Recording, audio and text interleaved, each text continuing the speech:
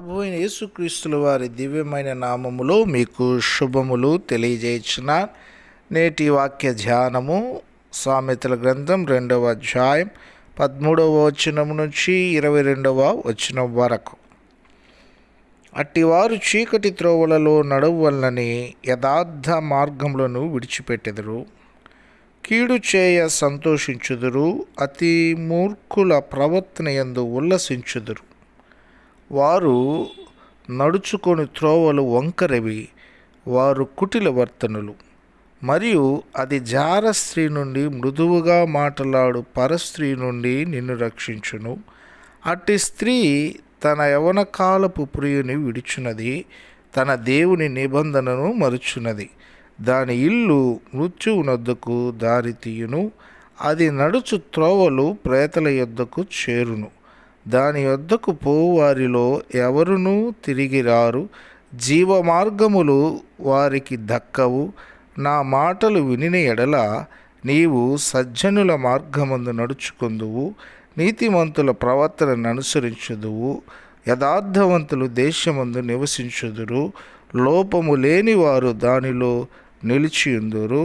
భక్తిహీనులు దేశములో నుండకుండా నిర్మూలమగుదురు, విశ్వాసఘాతకులు దానిలో నుండి పెరికివేయబడుదురు. ఈ మాటలు మనం గమనించినట్లయితే పరిశుద్ధాత్మ దేవుడు సొలొమోనుకు జ్ఞానమిచ్చి అద్భుతమైనటువంటి సత్యాలను తెలియజేశాడు. ఇక్కడ మనము ఒక సత్యాన్ని చూడాలని కోరుకుంటున్నాను. ఆ మాటలు స్త్రీ దగ్గరికి చేరినటువంటి వ్యక్తులు దేవునికి వ్యతిరేకమై ఎలాంటి స్థితిగతుల్లో పడిపోతారో తెలియజేస్తున్నాడు. అనగా ఇక్కడ స్త్రీ అంటే ఒక మనిషికి గుర్తు కాదు, కానీ ఇది సంఘమునకు ఒక సూచనగా తెలియజేస్తున్నాడు పరిశుద్ధాత్మ దేవుడు. ఎందుకనగా ఈ లోకములో ఏ విధంగా మనము పాపములో పడిపోతామో, ఏ విధంగా మనము జీవిస్తామో దేవునికి వ్యతిరేకంగా అన్నటువంటి సత్యాలను తెలియజేశాడు. అలాగే ప్రకటన గ్రంథములో తెలియజేసినటువంటి సత్యాన్ని ముందుగానే పరిశుద్ధాత్మ దేవుడు ఇక్కడ చక్కగా చూపిస్తున్నాడు. 21వ వచనములో చూస్తే యథార్థవంతులు దేశమందు నివసించుదురు, లోపము లేని వారు దానిలో నిలిచియుందురు.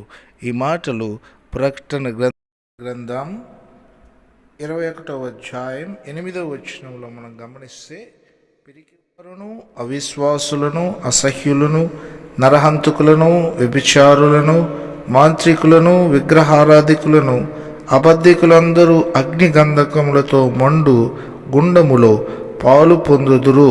ఇది 2వ మరణం. చక్కగా తెలియజేస్తున్నాడు దేవుడు 2వ రాకడ గురించి.